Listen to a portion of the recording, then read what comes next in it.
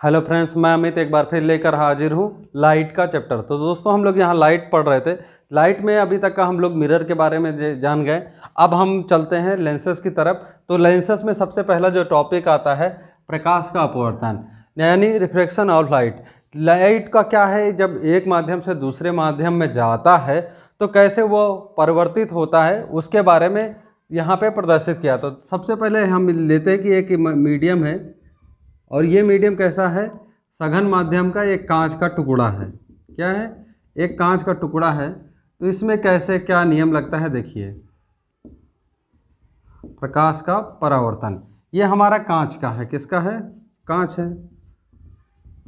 तो और ऊपर वायु है, यहाँ से लाइट इंसिडेंट होती है, ये लाइट आती है, यहाँ पे एक अभिलंब है, जैसे वहाँ पे प्रकाश का परावर्तन होता था। तो यहाँ पे ये अभिलंब है, अभिलंब, और ये हमारी आपतित किरण है,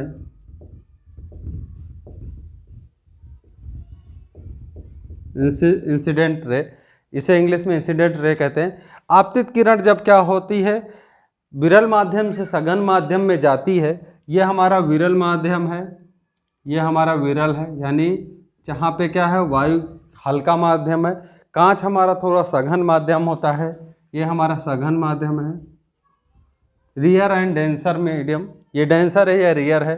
तो यहाँ पे क्या है, जब प्रकाश कांच की ऊपरी परत से टकराता है तो टकराने के बाद ये क्या होता है, अपने मार्ग से विचलित हो जाता है। इसे जाना था ऐसे, ऐसे ये जाता, लेकिन ये थोड़ा क्या है, जब विरल माध्यम से सघन के माध्यम की ओर आता है तो अभिलंब से क्या है, थोड़ा अभिलंब की ओर झुक जाता है। याद रखिएगा, जब विरल माध्यम से सघन माध्यम में प्रवेश करेगा तो अभिलंब की ओर, अंदर की ओर झुक जाएगा। तो यही हमारा जो नियम कहलाता है। ये अपवर्तित क्या है, या आपतित किरण है, ये आपका अपवर्तित किरण है, अपवर्तित किरण है। और यही इसी को क्या है, प्रकाश का अपवर्तन कहते हैं। यहाँ पे जो कोण बनता है इसे आई से रिप्रेजेंट करते हैं और इसे आर से रिप्रेजेंट करते हैं। तो यहाँ पे क्या है, क्या नियम बनता है वो आपको बताते हैं। तो जो पहला नियम बनता है प्रकाश का अपवर्तन का, प्रकाश का अपवर्तन का पहला नियम बनता है कि आपतित किरण, अपवर्तित किरण तथा आपतन बिंदु पर अभिलंब तीनों एक तल में होते हैं। पहला नियम जो बनता है, आपतित किरण,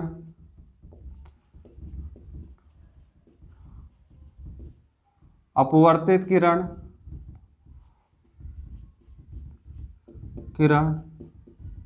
तथा आपतन बिंदु पर अभिलंब,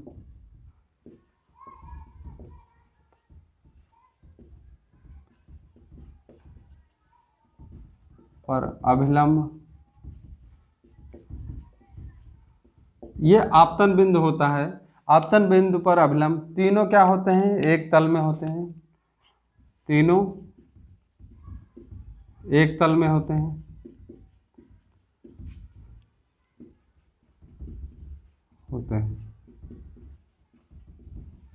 दूसरा नियम कहता है कि आपतन कोण तथा अपवर्तन कोण की जया, ठीक है, आपतन कोण की जया तथा अपवर्तन कोण की जया का अनुपात नियत रहता है। इसे स्नेल का नियम भी कहते हैं। दूसरा नियम कहते हैं आपतन कोण की जया,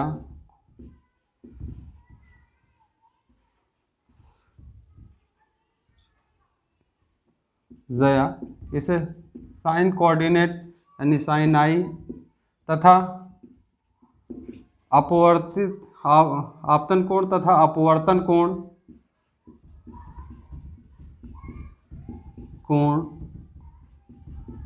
की जया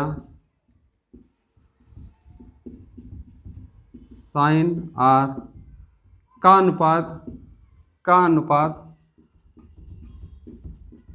क्या रहता है, नियत रहता है।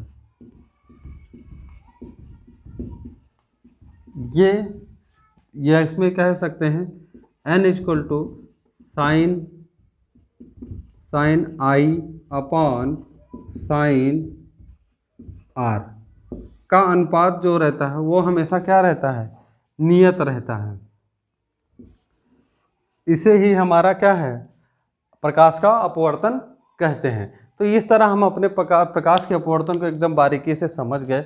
यहाँ पे कोई आपको दिक्कत नहीं होनी चाहिए, सिंपल सा नियम है और उसी पे चलता है। अब इसी तरह अगर हमारा एक माध्यम से दूसरा माध्यम सघन और विरल माध्यम को अच्छे से आपको समझा देते हैं। सघन और विरल माध्यम को हम समझाने के लिए यहीं पे क्या है, एक बड़ा सा कांच का टुकड़ा ले लेते हैं। थोड़ा ऊपर से समझाते हैं, जो कि 1 मिनट, थोड़ा अच्छे से समझाते हैं, यहाँ से हम समझाते हैं। ये हमारा कांच का टुकड़ा है।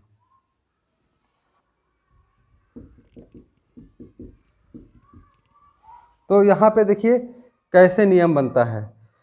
अब यहाँ पे हमारी रेत किरण जो हमारी आएगी, किरण आएगी, ये एक अभिलंब है। ये किरण क्या है, यहाँ पे टकराएगी।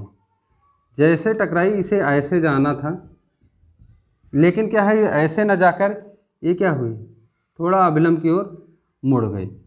और जैसे ये अभिलंब यहाँ टकराएगी, यहाँ से फिर से क्या है, यहाँ पे एक और अभिलंब पड़ेगा।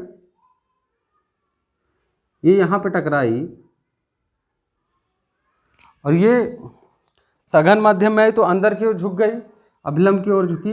अब फिर सघन माध्यम से फिर विरल की तरफ जाएगी तो ये फिर से क्या है, इसी प्रकार से सीधे निकल जाएगी। तो यहाँ से देखिए, ये जो बनता है आई, ये जो बनता है आर, ये जो बनता है आई, ये जो बनता है आर, ये दोनों हमेशा क्या है, सिंपल नियम से फॉलो करते रहते हैं। इनका जो अनुपात होगा वो कांस्टेंट होगा।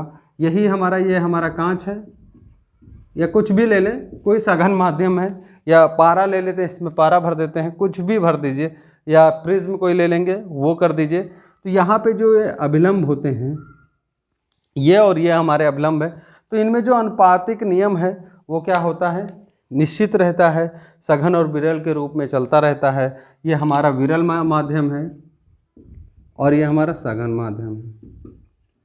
यहाँ पर भी समझा देते, बट यहाँ आपको बेहतर तरीके से समझाया कि किरण जो हमारी इंसिडेंट होगी वो और अनुपातिक आर का मान जो होगा हमारा नियत ही चलता रहता है, कॉन्स्टेंटली आए अंदर की ओर झुकेगा, जैसे ही कांच से बाहर निकलेगा फिर से अपने मार्ग पे हो जाएगी। तो इस तरह हमारा सघन और विरल माध्यम का अनुपात नियत चला आएगा। अब जो हमारा टॉपिक है अगला, वो है रिफ्रैक्टिव इंडेक्स, यानी अपवर्तनांक। अपवर्तनांक क्या होता है वो देख लेते हैं एक बार। अपवर्तनांक, अपवर्तनांक कैसे हम डिसाइड करेंगे वो एक देख लेते हैं। अगला जो हमारा है टॉपिक,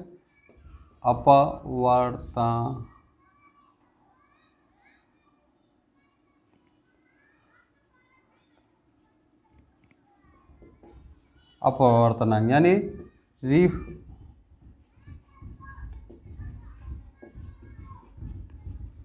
रिफ्रैक्टिव इंडेक्स। अब इसको हम कैसे डिसाइड करते हैं, यही सेम इसी मीडियम से हम समझने की कोशिश करते हैं। जब ग्लास एयर से ग्लास में जाएंगे तो जो हमारा एयर टू ग्लास बनेगा, देखिए एंड जो होगा वो क्या बनेगा, साइन आई जो ये होगा ये किसके लिए, एयर के लिए हो सकता है, और ये जो साइन आर बनेगा ये किसके लिए, ग्लास के लिए बनेगा। ये हमारा कांस्टेंट रहेगा, एयर टू ग्लास में गया, ठीक है। अब इसी तरह क्या है, ग्लास टू एयर गया तो ये हो जाएगा GNA, एयर गया, और यहाँ पर भी क्या बना, साइन आई, ये किसके लिए, ग्लास के लिए हो जाएगा, और साइन आर और एयर के लिए। तो इस तरह हम अपने क्या है रिफ्रैक्टिव इंडेक्स को रिप्रेजेंट करेंगे। अब किसी के सापेक्ष होता है तो यहाँ पे क्या है, कांच के सापेक्ष है, पहले एयर टू ग्लास के सापेक्ष है, फिर बाद में ग्लास टू एयर के सापेक्ष है, यानी सापेक्ष जिसके अनुपातिक हम लेके चलेंगे उस तरह हमारा रिफ्रैक्टिव इंडेक्स हमको क्या है बार बार डिफाइन करने में आसानी होगी। इस पे बहुत सारा क्वेश्चन आपको सुपर टेट में भी पूछा जाता है। सुपर टेट हो जो होता है उसमें बच्चों के लिए पूछा जाता है, उसमें आप डिसाइड कर लेंगे कि कैसे हम यहाँ पे करते हैं। तो यहाँ से क्या है हमारा शुरू हो जाता है अपवर्तनांक रिफ्रैक्शन ऑफ लाइट का टॉपिक पूरी तरह से बेहतर से शुरू होता है। अब इसी में जो लेंसेस है वो भी शुरू करेंगे और उसको भी पढ़ाएंगे। तो अभी का वीडियो कैसा लगा कमेंट बॉक्स में कमेंट करके बताइएगा, और चैनल पे नए हैं तो चैनल को सब्सक्राइब कर ले। तो अभी अपने फ्रेंड्स को जाने धन्यवाद, थैंक यू।